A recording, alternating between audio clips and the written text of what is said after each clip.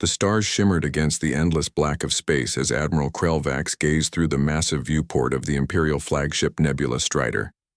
His scaled fingers tapped rhythmically against the polished metal rail. The small, blue-green planet growing larger on the main screen looked unremarkable. Just another world to add to the Empire's ever-expanding territory.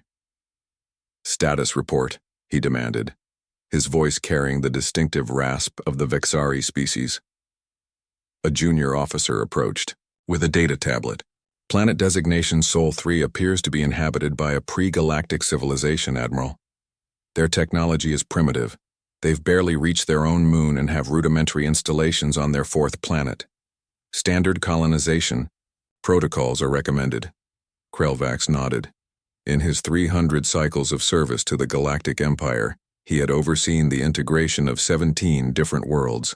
Some came peacefully, awed by Imperial technology and eager for the benefits of joining the galactic community. Others required a more forceful approach. Looking at the pitiful defense satellites orbiting Sol 3, he suspected this would be among the easier conquests. "Prepare a scout team," he ordered. "Sub-Commander Zeltor will lead. Standard intimidation approach." Far below, on the blue-green world the natives called Earth, Captain William Hayes sipped his coffee and studied the orbital defense grid monitors. At 45, Hayes had gray hair at his temples and lines around his eyes that deepened when he frowned, which was often these days. As commander of Sentinel-1, Earth's primary orbital defense platform, he carried the weight of humanity's first line of defense on his shoulders. "Sir," called out Lieutenant Susan Miller from the sensor station, "we're picking up unusual readings at the edge of our detection grid." Hayes set down his coffee mug. "Show me." The main screen flickered to life, displaying a cluster of objects, moving with unnatural precision. They were too fast and too controlled to be asteroids. "Are they ours?" Hayes asked, though he already knew the answer. "Negative, sir. No scheduled launches from any nation. And they're coming from outside our solar system." The control room fell silent. Everyone knew what this meant. After decades of debate about whether humanity was alone in the universe, they were about to get their answer.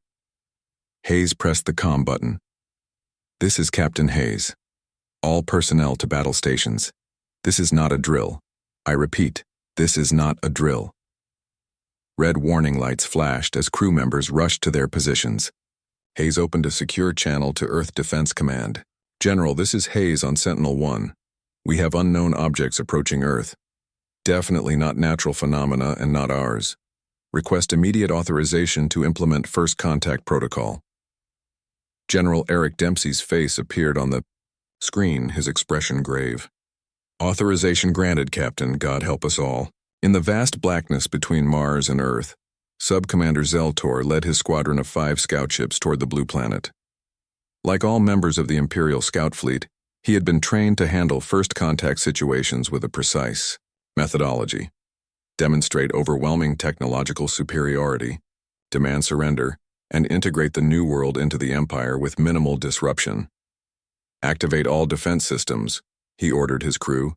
"Energy shields at maximum. Weapon systems primed but not targeting. Let them see our power." His second-in-command, Officer Marin, looked up from her console. "Commander, we're detecting primitive defense platforms in orbit. They appear to be tracking us." Zeltor's mouth formed what passed for a smile in his species. "Good. Let them watch us approach. Fear is a powerful motivator for cooperation." On Sentinel-1, Lieutenant Miller's fingers flew over her console. 5 objects, sir. Approaching at incredible speed. They'll reach our orbit in less than 10 minutes. Hayes nodded grimly. "Begin broadcast of the first contact message on all frequencies. Let's hope they understand the concept of peaceful communication." The message, carefully crafted by linguists, mathematicians, and diplomats, began transmitting. It contained basic mathematical sequences, simple atomic structures, and greeting messages in Earth's major languages. "No response, sir," Miller reported after a tense minute. "Keep broadcasting, and prepare the QD system just in case." The quantum disruption system was Earth's most closely guarded secret. a defensive technology developed jointly by the world's leading powers after decades of theoretical work. Never tested in actual combat, it was designed to interfere with the quantum states of energy fields. In theory, it could disable advanced technology without traditional destructive force. In Zeltor's lead scout ship, warnings suddenly blared. "Commander, the primitives are directing some kind of energy beam toward us, unable to identify the technology." Zeltor remained calm. "Is it weapons fire?" "Negative. No kinetic or energy projectiles. It appears to be scanning us? Ignore. Prepare the intimidation display, light up all systems." The 5 Imperial scout ships flared with energy, their hulls glowing with pulsing lights as they activated their most visually impressive, but relatively harmless systems. A display that had caused many primitive worlds to surrender immediately. Sentinel-1, alarm bells rang as the alien vessels powered up. "They're activating something, sir," Miller shouted. "Energy readings are off the charts." Hayes's jaw tightened. "They're not responding to our message, and they're powering up unknown systems. I'm not taking chances. Lieutenant, activate the QD system. Target their energy manifestations only." "Yes, sir." QD system active. Targeting. Invisible to the human eye, the quantum disruption field expanded from Sentinel-1, reaching toward the approaching alien vessels. Designed to temporarily disrupt energy systems, the QD field made contact with the Imperial Scouts' shields. What happened next would change the course of human history. In Zeltor's ship, systems suddenly screamed warnings. "Commander, shield failure. Some kind of quantum field interference." Zeltor's eyes widened in shock. "Impossible. Reroute power. Stabilize." But it was too late. The Imperial shields operated on principles of quantum energy manipulation, precisely what the human QD system was designed to disrupt. But the humans had no way of knowing that the Scouts' main power cores used the same technology, or that disrupting the shields would create a catastrophic cascade effect. The first scout ship exploded in a brilliant flash of light, followed quickly by the second and third. On the lead ship, Zeltor frantically hit the emergency broadcast button, connecting directly to the Imperial fleet waiting at the edge of the solar system. "This is Scout Leader Zeltor. Emergency retreat. Sol 3 is a trap. They possess quantum disruption technology. Do not approach. I repeat, Sol 3 is a..." His transmission ended as his ship disintegrated. On Sentinel-1, the crew stared in horror at the screen.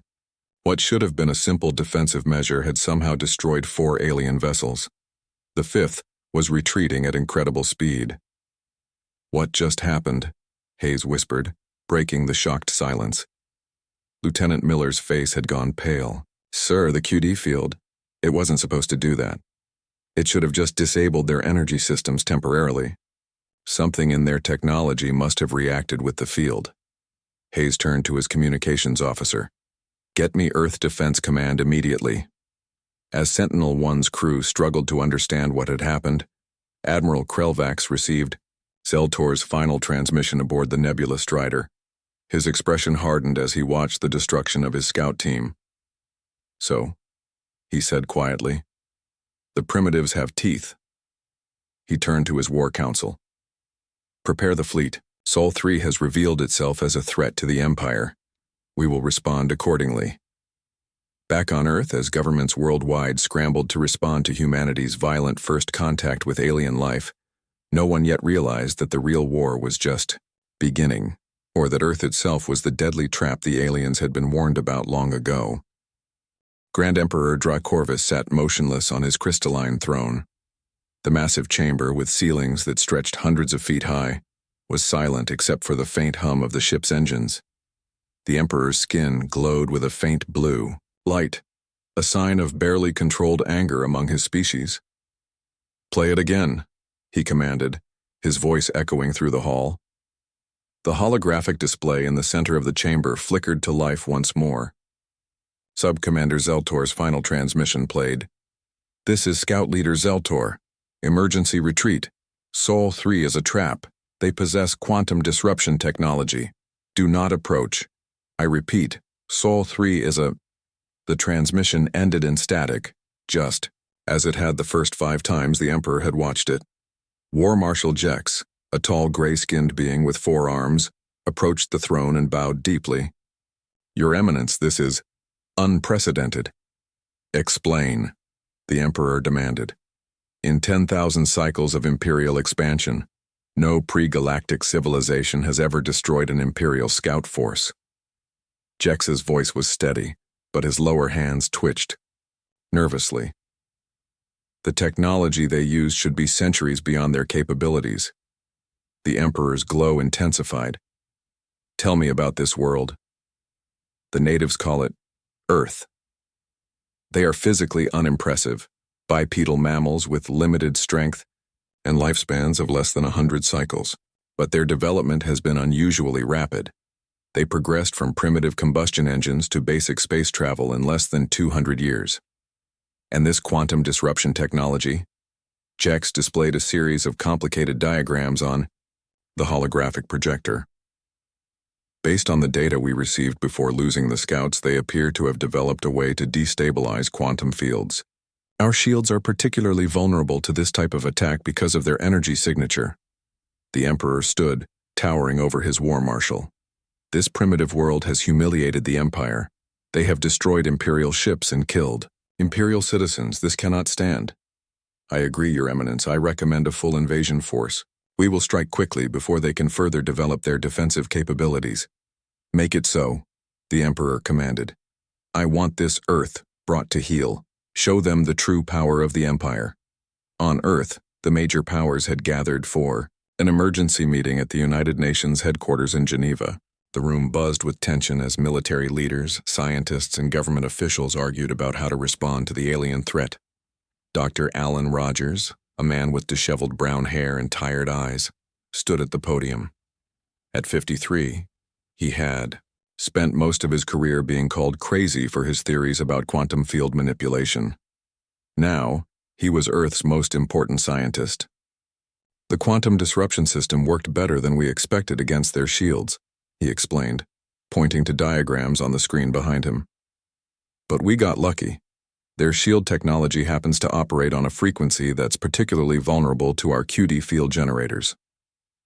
General Patricia Wells, a stern woman in her late 50s with short gray hair, stepped forward. "Lucky or not, we destroyed 4 of their ships. Will the system work again?" Rogers shook his head. "Not likely. They'll adapt their technology, and the QD system was never designed for offensive capabilities. It was meant to protect our communications from interference. We need to expand the system for planetary defense." "How long will that take?" asked the Chinese representative. 3 months, maybe 4, to create a network that could cover major population centers." Rogers sighed. "But that's assuming they give us that much time." General Wells pulled up satellite imagery on the main screen. "Our deep space monitoring stations have detected a large fleet mobilizing at the edge of our solar system.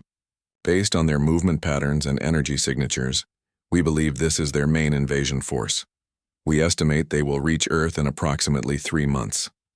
The room fell silent as the implications sank in. President George Manning of the United States stood up. "Then we have 3 months to prepare. Every nation will contribute resources according to capability. This is no longer about borders or politics, it's about survival." For the next 12 weeks, Earth transformed. Old enemies became allies as nations pooled resources and shared technology. Military bases converted to production facilities for QD generator components. Scientists from around the world worked around the clock, improving the system based on data gathered from the destroyed alien ships.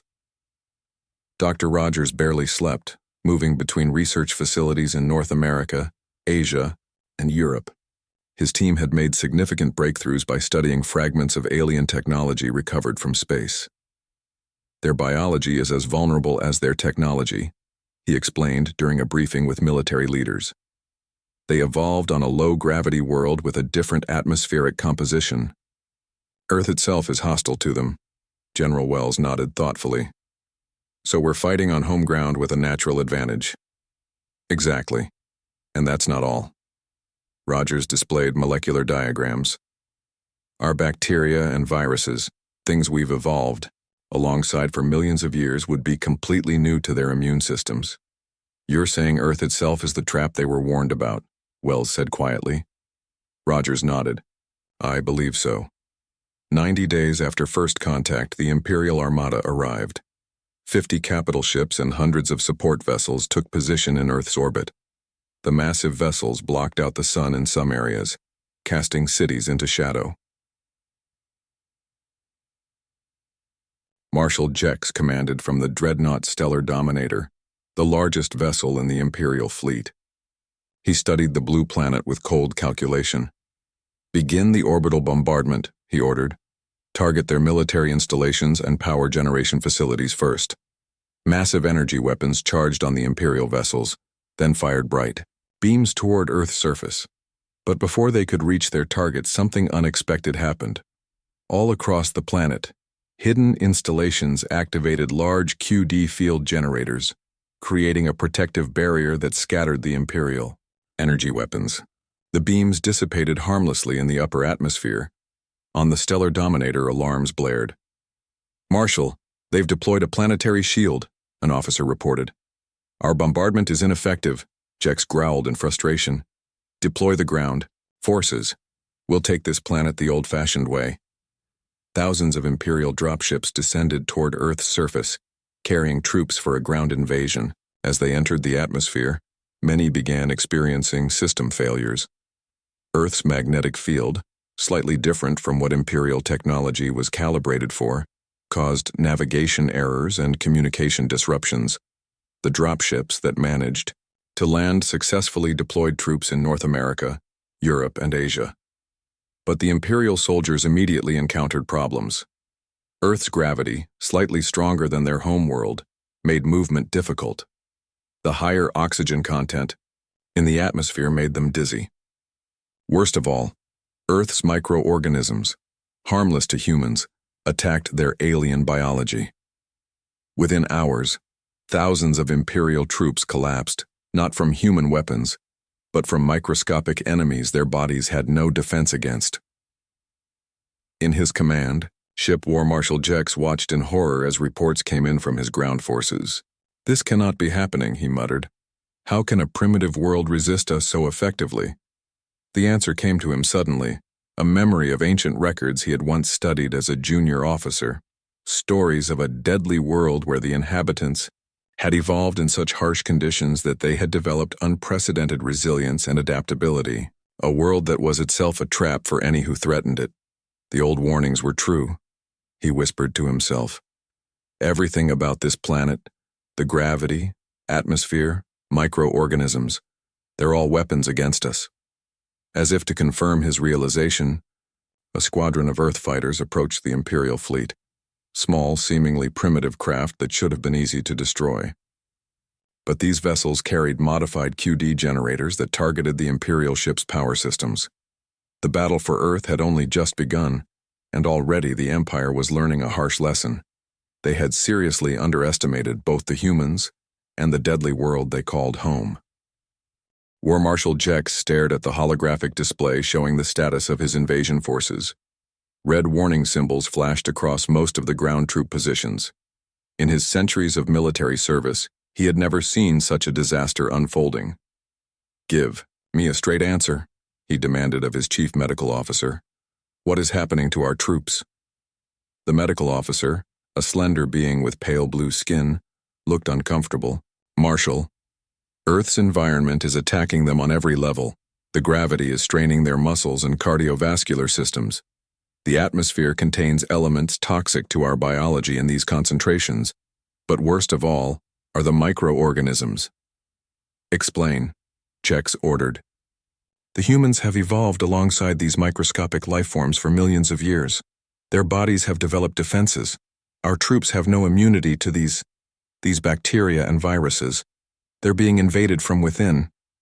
Jex turned to look at the blue-green planet on his view screen. The planet itself is the trap, he said quietly. Not just the humans or their technology, but everything about Earth.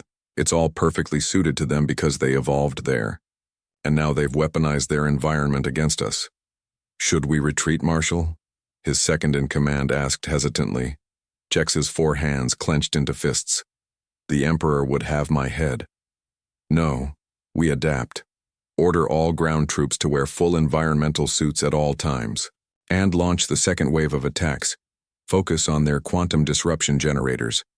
We must break through their defenses. On Earth, Captain Frank Bennett led a squadron of 12 fighters toward the Imperial fleet. At 35, Bennett was the best pilot in the North American Defense Force, with quick reflexes and a calm demeanor that made him perfect for this mission. Remember the plan, he told his pilots over the comm. We're not trying to destroy their ships, just disable their systems. The QD pods are calibrated to target their power networks. The Earth fighters, sleek and black, had been modified in 90 the weeks before the invasion. Each carried special pods containing miniaturized quantum disruption generators, designed based on data from the destroyed scout ships. Enemy fighters approaching, reported his wingman, Lieutenant Kyle Foster. A lot of them. Bennett watched as hundreds of small Imperial craft poured from the larger ships. Stay in formation.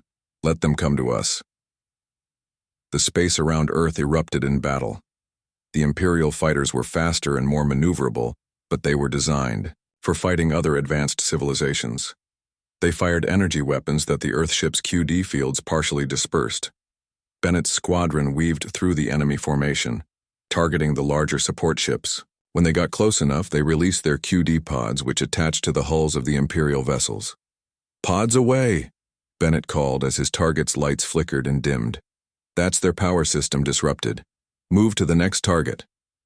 Across Earth, similar attacks were happening. Commander Lisa Duncan coordinated with international partners from a bunker deep under the Rocky Mountains. Her team had developed electronic warfare systems that targeted Imperial communications. They're using some kind of quantum entanglement for instant communication, she explained to her team. But the signals still have to be processed by their computers, which use principles similar to their SHIELD technology. Her technicians deployed specialized electromagnetic pulse weapons that disrupted the Imperial fleet's ability to coordinate. Ship by ship, the massive Imperial armada began to experience failures in their systems. In his laboratory beneath Geneva, Dr. Alan Rogers worked frantically with a team of scientists from around the world. They had been studying captured Imperial technology and had made a breakthrough. Their neural systems, he explained to General Wells, who had come to check on their progress. They operate on similar principles to their shields and power systems. Wells frowned. "What do you mean?" Rogers pointed to a microscope. "Look at these tissue samples from the aliens who didn't survive in our atmosphere. Their nervous systems use quantum state particles to transmit information, much more efficient than our electrochemical signals, but also vulnerable to quantum disruption. You're saying we can use the QD technology to target them directly?" Wells asked, her eyes widening. "Yes, but non-lethally," Rogers clarified. "We can temporarily disrupt their neural functions, essentially stun them. It would give our forces a massive advantage in ground combat." Wells immediately ordered the production of handheld QD devices for Earth's defense forces. Within days, soldiers around the world were equipped with the new weapons. When the next wave of Imperial ground troops landed near major cities, they were met with the modified QD weapons. Imperial soldiers collapsed by the thousands, their neural systems temporarily shut down. Earth's military forces captured significant numbers of Imperial troops and technology. In orbit, Admiral Krelvax watched the disaster unfold from his flagship, the Nebula Strider. He had been ordered to support War Marshal Jex, but now he wondered, if the entire invasion was doomed? "We underestimated them at every turn," he admitted to his officers. "They don't just fight with technology, they fight with adaptability and ingenuity we cannot match." He made a difficult decision. "Order the fleet to pull back to the outer solar system. We need to regroup and reconsider our approach."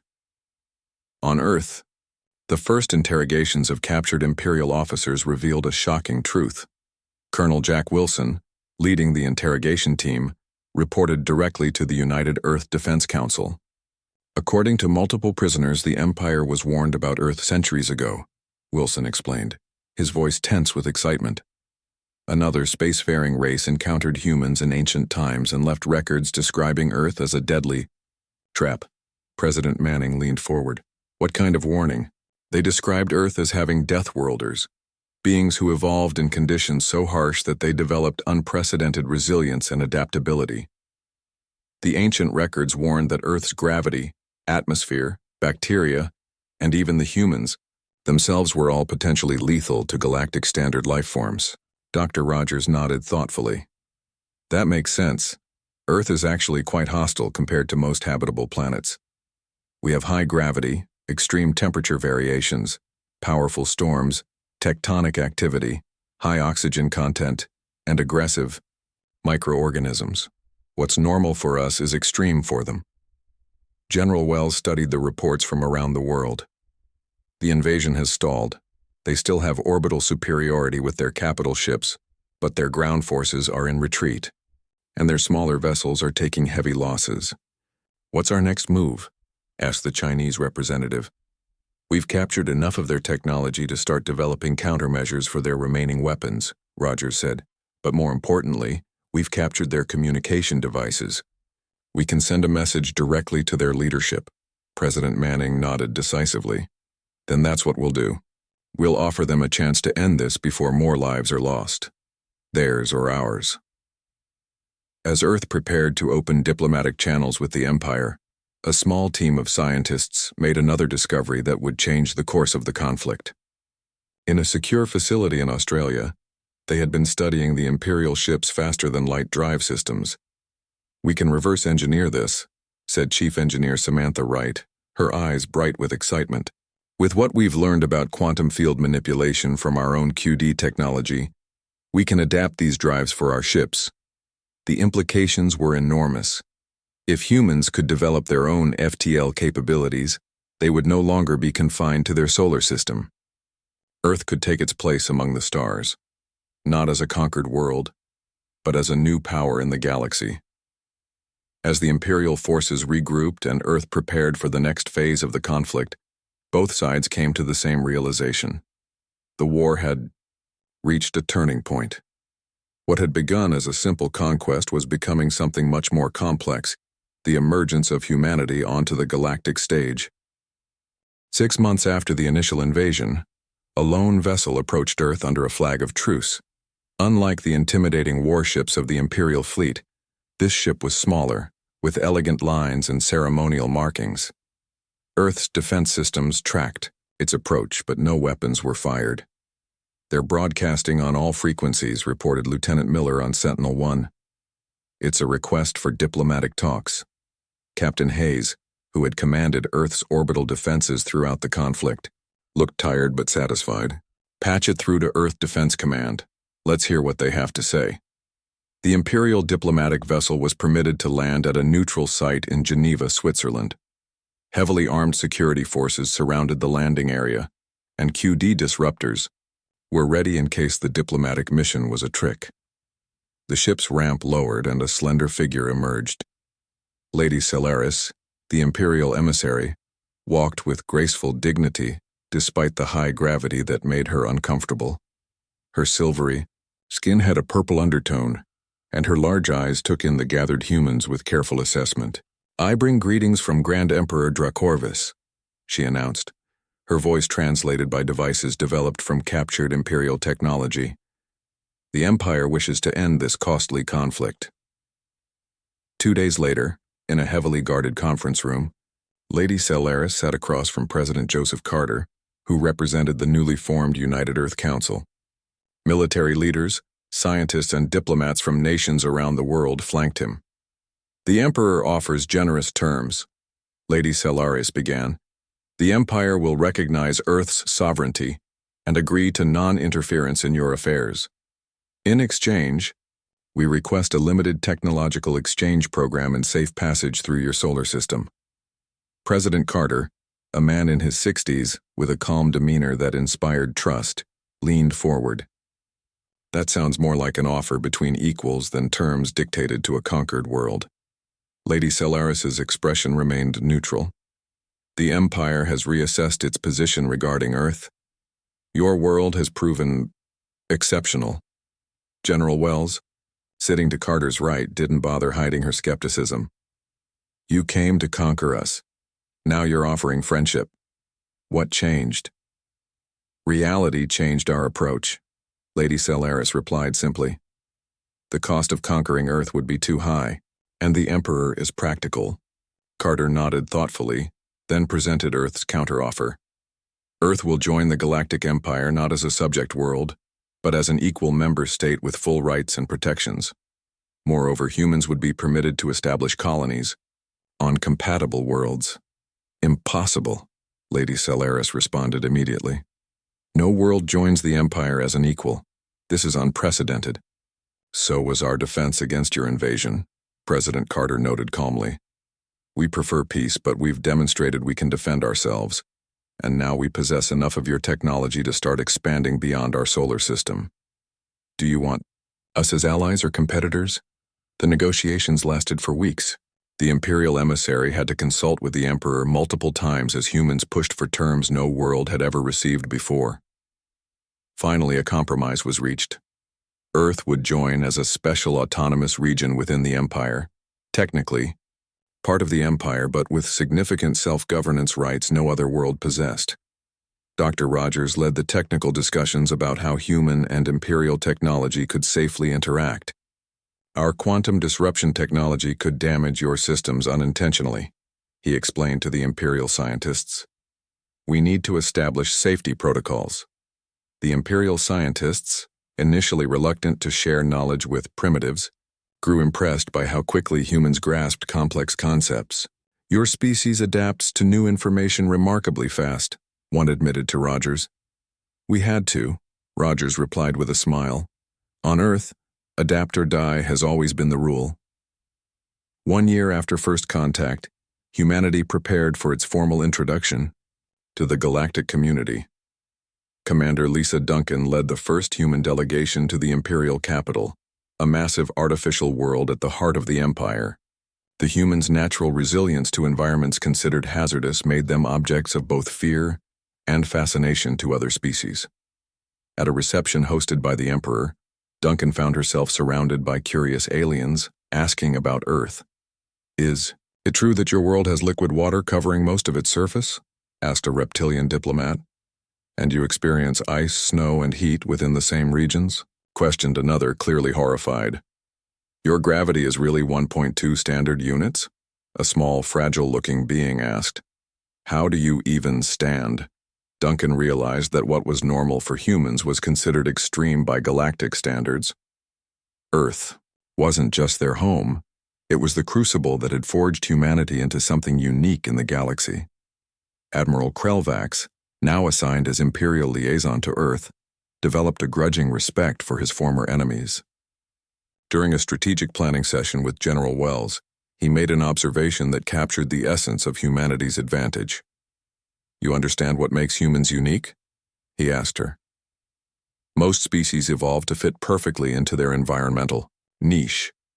Humans evolve to adapt to changing niches. That's what makes you dangerous and valuable. 5 years after first contact, humanity had established its first extrasolar colony. Captain Frank Bennett, the fighter pilot who had led attacks against the Imperial fleet, now commanded the pioneer vessel New Horizon to a planet in the Tau Ceti system. It's not Earth, he told the colonists as they gazed at their new home from orbit. The gravity is lighter, the days are longer, and we'll need to adjust.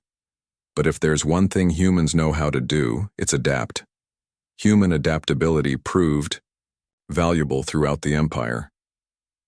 Specialized human teams were hired to work in environments too hostile for other species. Human immune systems, evolved to fight Earth's aggressive microorganisms, made them resistant to many alien diseases.